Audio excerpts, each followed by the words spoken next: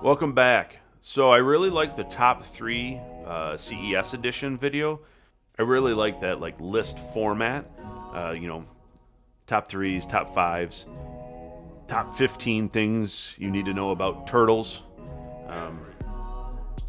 Top 10 places to eat when you're in San Francisco. I don't know.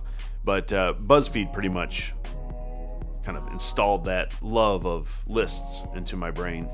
Today we're going to do top 3 MacBook Air edition.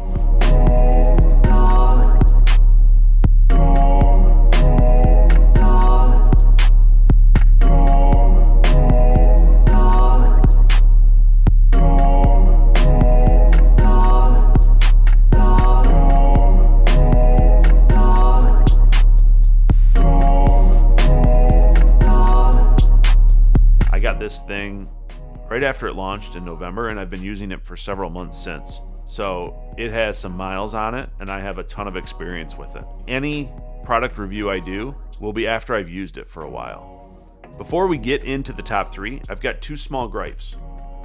Gotta have the cons with the pros, right? I think that's important. First gripe, it does not have the P3 color gamut.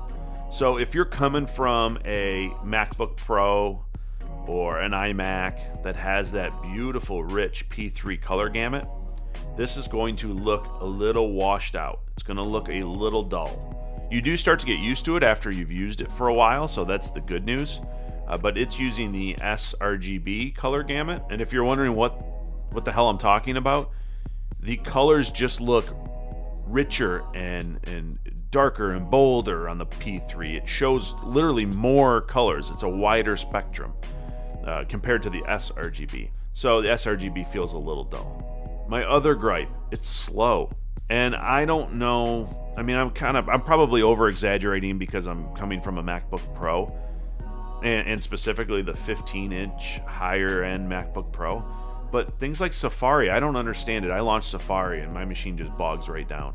I don't get it. There's probably something wrong, but I'm a consumer. I shouldn't have to fix it, and I don't care to fix it.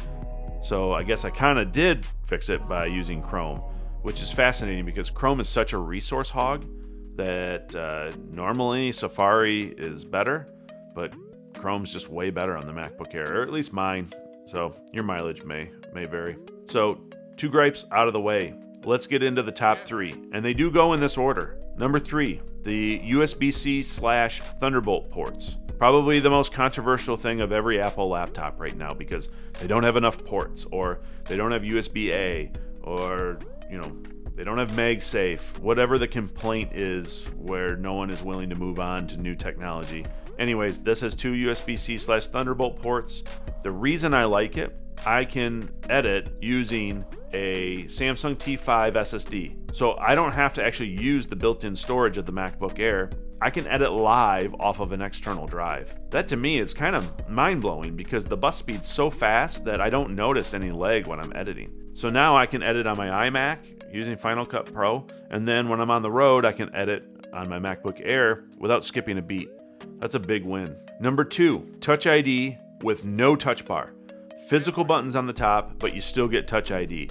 The way it should be. Touch bar is terrible.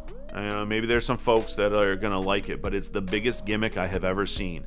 Yes, it adapts to certain things, but I'm sorry, it's bad. If you've used it for any extended period of time, it's bad. Turning your volume up or down should not be that difficult on a laptop. So the physical buttons was just really, really great. And Touch ID is fantastic. So if you're going to use Apple Pay while you're using your computer, you've got Touch ID. If you want to log in real quick, you've got Touch ID. It's great. I love it. No touch bar. Thank you, Apple. Now, number 1, and the very, very best thing, and personally, the reason you should go out and buy a MacBook Air, the tapered design. This is where design wins over technical prowess. I said one of my gripes was it's slow, but the main reason I love this machine, the tapered design. I can type on this thing all day. For whatever reason, when I use a MacBook Pro, the edges dig into my hands and I cannot stand it. I find myself standing up, walking away from it just to relax the old hands. And now maybe I've got soft, delicate, sensitive hands. I don't know. but I don't like it. So that's my absolute top favorite.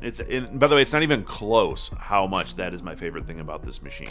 It will keep me using this laptop for quite a while, even if Apple does come out with newer MacBook Pros. So I hope you like that top 3 format.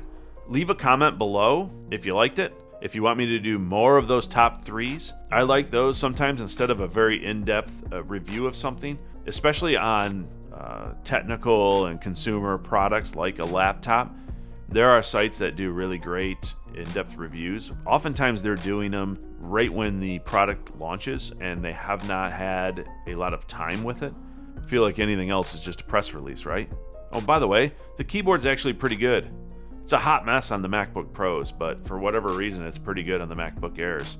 I mean, it's not, pillowy like the old laptops that we will forever idolize. By the way, I feel like we romanticize old products a ridiculous amount. Oh, we need more ports. Oh, the keyboard's not the same. Yeah, okay. We get it. Move on. New products are coming. Embrace. Stop romanticizing the past. Wasn't that great? All right, if you like that video, I will have more. Take a minute, hit subscribe. It's the red button, left-hand side. Wait, which way am I facing? Yeah, it's down there. Also, at the end of this video, you'll see my face pop up. You can also click on that to subscribe. If you want to get notified the next time I upload a video, you can hit the little bell icon and it'll send you a push notification on your app or on Chrome. Thanks for tuning in. I'll see you next week.